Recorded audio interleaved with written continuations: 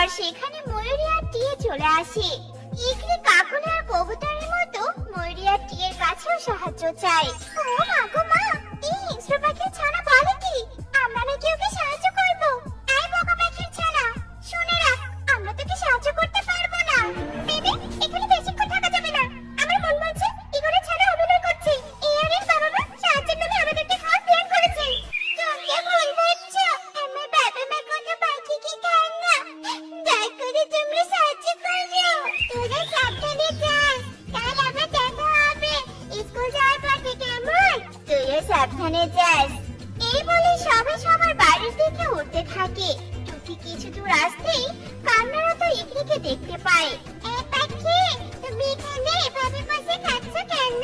কি হয়েছে তোমার? আর তোমার মা বাবাই বা কোথায়? আমি আমার মা বাবাকে হারিয়ে ফেলেছি। অনেক পাখির কাছে সাহায্য চেয়েছি, কিন্তু কেউ আমাকে সাহায্য করেনি। আমার বড্ড ক্ষুধা লেগেছে, এখন আমি কি খাবো? কোথায় থাকবো?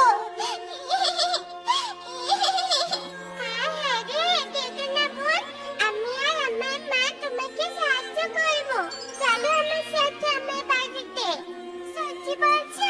আমার হারানো পরিবারকে খুঁজে পেতে